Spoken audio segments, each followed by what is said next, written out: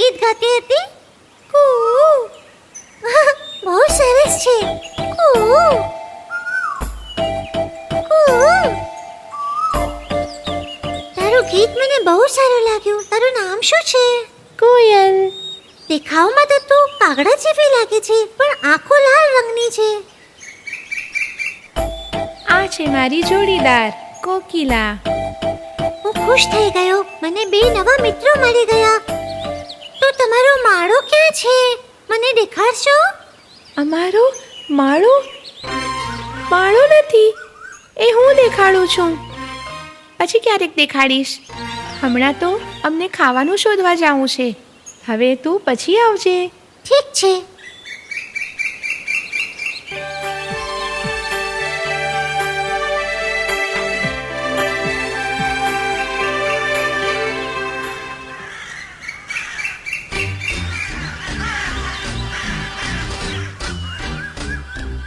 મિત્ર, મને બચાવી લે, બચાવી લે મારા મિત્ર. તમે લોકો મારા દોસ્તની પાછળ કેમ પડ્યા છો? છોડી દો એને. કેટલી બિચારી છે. બિચારી જરાય પણ નહીં. આ અમારા માળાની પાસે આવીને બૂમાબૂમ કરતી હતી. આને આમ છોડી ન શકાય. ના, મેં કાંઈ નથી કર્યું. હું તો બસ ડાળ પર બેસીને ગીત ગાઈ રહી હતી. તેણે તમારું કાંઈ નથી બગાડ્યું. તેને છોડી દો. પોપીએ કહ્યું ને એટલે છોડીએ છીએ. મિત્ર પોપી, તારો ઘણો ઘણો આભાર અમારો જીવ બચાવવા માટે.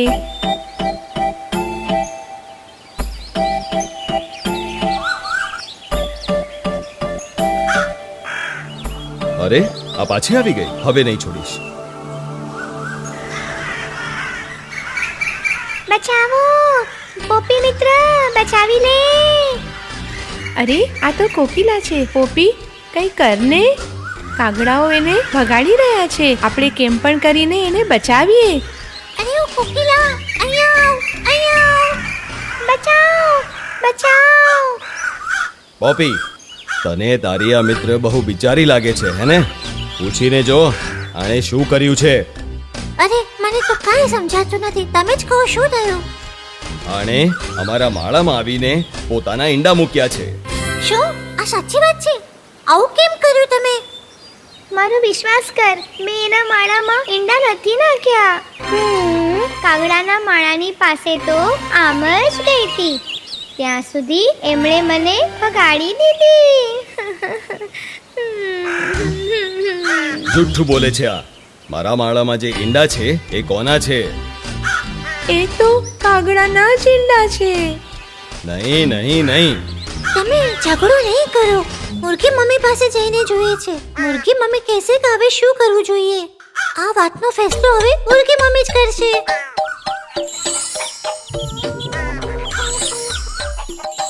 કાગડાના માળામાં કોયલને ઈંડા નાખતા કોણે જોયું? આને મારા માળામાંથી બહાર નીકળતા મેં જોયું છે. કાગડો બોલે છે એ સાચું છે? અરે, તમારી પાસે માળો નથી? માળો શું, બીજું કંઈ જ નથી. ઉભા રહો, મુર્ગી મમ્મીને પૂછવા દો. અમને કોયલોને માળો બનાવતા નથી આવડતો. ઈંડા આપતી વખતે અમે કોયલો કાગડાના માળાની તરફ જ જઈએ છીએ. જોયું, મેં કહ્યું હતું ને. માળો નથી એટલા માટે ને. હું કોયલ અવાજ કાઢીને કાગડાનું ધ્યાન ભટકાડું છું. ત્યાં સુધી કોયલ કાગડાના માળામાં ઈંડા નાખે છે. શું? તો એટલે આ સાચી વાત છે કે તે કાગડાના માળામાં ઈંડા રાખ્યા? આટલી હિંમત! હું હમણાં જઈને એ ઈંડા ફેંકી દઉં છું. નહીં છોડું. અરે, મારા ઈંડા, મારા બચ્ચા. જો મારો પોતાનો માળો હોત તો હું આવું ક્યારેય જ ન કરત.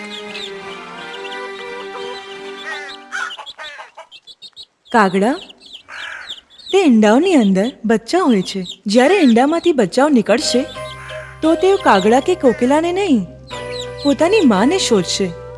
પણ મુર્ગી મમ્મી, બચ્ચા હંમેશા બચ્ચા હોય છે. આપણાથી કારણ વગર નિર્દોષ બચ્ચાને સજા ના અપાય. દુઃખી ન થા. તારા ઈંડા અમે જોઈ લઈશું. તારા બાળકોની અમારા બાળકોની જેમ જ સંભાળ રાખીશું તું ચિંતા નહીં કર. ઓહ, તારો ઘણો જ આભાર. હવે શાંતિ થઈ